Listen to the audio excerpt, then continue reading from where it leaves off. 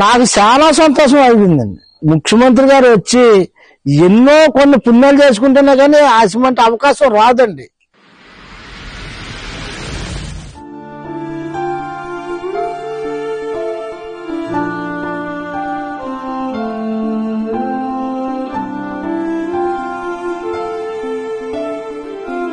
నా పేరు పోసుబాబు అండి, సొన్నమంట పోసుబాబు అండి.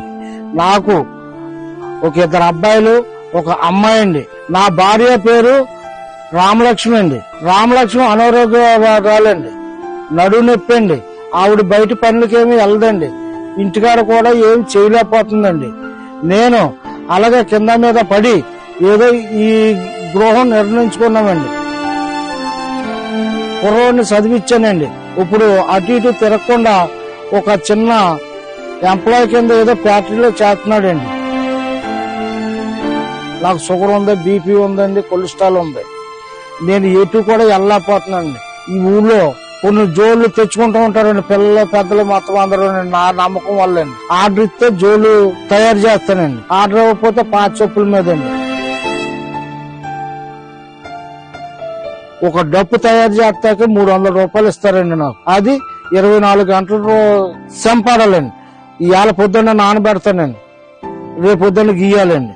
అయ్యాన ఒక 5 డప్పులు ఉంటేనే కానీ నాకు గిట్టుబాటు అవుతాయండి.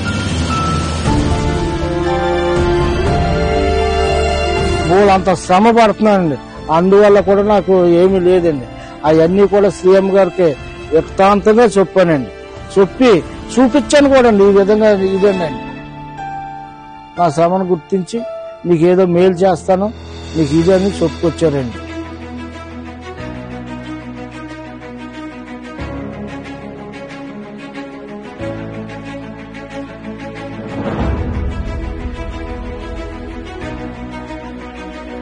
ఇప్పుడు మీరు బాగుపడాలంటే ఏం చేయాలి?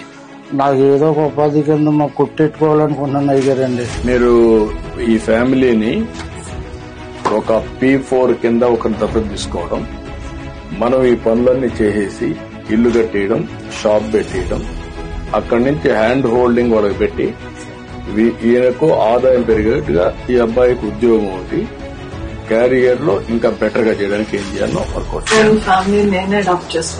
ఓకే. కలెక్టరే అడాప్ట్ చేసుకుంటుంది మీ కుటుంబాన్ని. అది ఒక షాప్ కట్టిస్తారు, దాన్ని మీకు ఇస్తారు, ఇల్లు ఒకటి పూర్తి చేసి ఇస్తారు. ఆ అబ్బాయికి ఏం కావాలో అది కూడా చేస్తారు. ఇల్లు నీట్ గా కట్టించేసి అమ్మ నీట్ కట్టి అవసరమైతే ఇంకొక 50,000 లక్షైన పర్ల 3 లక్షల పర్ల నీట్ గా కట్టి నేను అవసరమైతే నేను క్యాష్ కూడా పంపిస్తాను గవర్నమెంట్ ఇచ్చేయకుండా మొత్తం. నీకు 4,000 రూపాయలు డప్పు కళాకారుడి కింద ఇచ్చాం. ఇప్పుడు నీ జీవితం బాగుపడడానికి ఏం చేయాలో అవి కూడా చేస్తాం.